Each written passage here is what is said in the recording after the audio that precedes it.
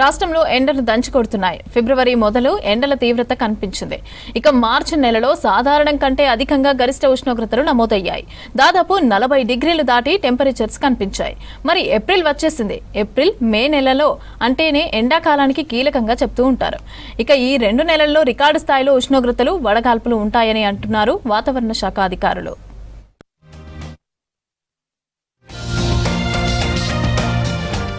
రాష్ట్రంలో భిన్నమైన పరిస్థితులు కనిపిస్తున్నాయి. ఫిబ్రవరి నుంచి ఎండలు పెరుగుతూ వచ్చాయి. ఇక మార్చిలో 3 నుంచి 5 డిగ్రీలు అధికంగా ఉష్ణోగ్రతలు నమోదయ్యాయి. బయటకు వెళ్లాలంటేనే ఆలోచించాల్సిన పరిస్థితులు వచ్చాయి. ఒక్కసారిగా వాతావరణం మారి వర్షాలు కురిశాయి. వర్షాలు, వడగండ్ల వానలు, ఈదురుగాలులు, ఉరుములు, మెరుపులతో వానలు పడ్డాయి.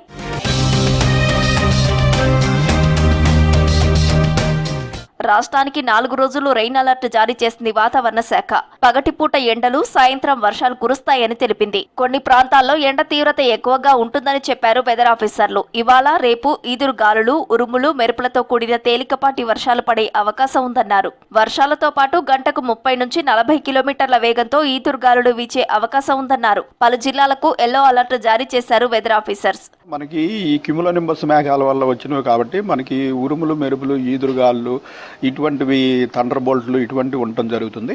సో ఆ విధంగా చూసినట్టయితే మనకు వచ్చిన హైయెస్ట్ రెయిన్ ఫాల్ వచ్చి అరౌండ్ 2 సెంటీమీటర్స్ మనకి జనగామలోను, అలాగే ఈ నిజామాబాద్, కుమ్రంభీము ఈ ప్రాంతంలో 1.5 సెంటీమీటర్స్. మొత్తానికి రెయిన్ ఫాల్ అయితే మోడరేటే కానీ ఇవన్నీ థండర్ స్టార్మ్ రిలేటెడ్ రెయిన్స్. మార్చి నెలలో అధిక ఎండలు, వానలతో ముగిసింది. సాధారణంగా ఏప్రిల్లో అధిక ఎండలు, రికార్డు స్థాయిలో ఉష్ణోగ్రతలు నమోదవుతాయి. కానీ ఈసారి సాధారణ స్థాయిలో ఎండవేడి ఉంటుందన్నారు. 36 నుంచి 39 మధ్య గరిష్ట ఉష్ణోగ్రతలు నమోదయ్యే అవకాశం ఉందన్నారు వాతావరణ శాఖ అధికారులు. అయితే ఈ సమయంలో ఏంటంటే ఈ టెంపరేచర్ల మార్పు వల్ల వాతావరణం క్విక్ గా మార్పులు సంభవిస్తుంటాయి. ప్రస్తుతం ఉన్న సమాచారం ప్రకారం మనకి ఈ 4-5 రోజుల్లో పెరిగే అవకాశం ఉన్నందున మనం కొన్ని ఎక్కువ జిల్లాలకి ఇటువంటి సూచన చేయడం జరిగింది. ఏప్రిల్ నెలలో ఎండలు సాధారణంగా ఉంటాయన్న వాతావరణ శాఖ అధికారులు వర్షపాతం ఎక్కువగా నమోదవుతుందని సూచించారు.